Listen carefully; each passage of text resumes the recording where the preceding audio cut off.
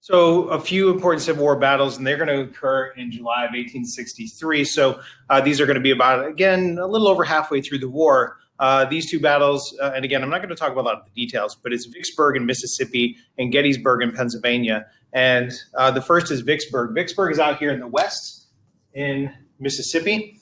Vicksburg is important. It's like a 6-week siege of the town of Vicksburg. And the result of this siege is going to be the completion of the Anaconda Plan, right? Remember the blockade of the South. They want to control the Mississippi River and then start squeezing in on Richmond. So by capturing Vicksburg through a siege, the General Grant is going to become basically a war hero here for his actions out in the West. In the East, we still have the fight going on in with General Lee and the American generals there. Lee is going to look at Gettysburg up here in Pennsylvania, and he's kind of at this point desperate. His army is starving. He needs food. He needs supplies. So he again invades the North, trying to pull soldiers away from Vicksburg to try to relieve Vicksburg.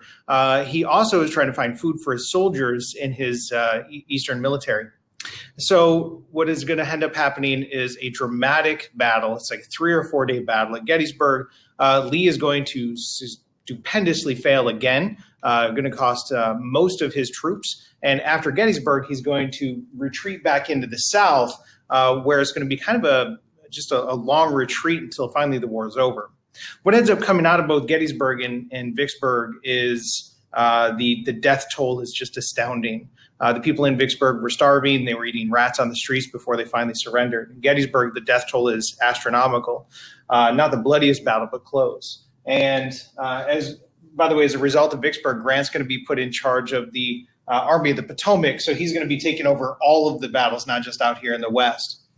Because of all this death and dying, the Americans had to figure out some way to deal with it. By the end of the war, 7.5% of the American population is going to be dead as a result of the war. It's almost 1 million people. It's like 900,000 people. If you were to put that number to today's standard, it'd be somewhere in the neighborhood of 13 million people would die as a result of the war. One of the things they did was start building cemeteries, something that hadn't been the responsibility of the government before. And they built a cemetery at Gettysburg over here. And at the cemetery at Gettysburg, they asked President Lincoln to come and speak to dedicate the cemetery. And that's where we get the Gettysburg Address. Something that not many people know is that it was a funeral oration. And in this funeral oration, he looks at the battlefield, he looks at the soldiers that had died, and he says that essentially their sacrifice will not go in vain. That yes, we will preserve the Union. Yes, we are also going to emancipate the slaves, and we'll have a government of the people, by the people, and for the people. And he eloquently states the purpose of the war and what's going to come as a result of it.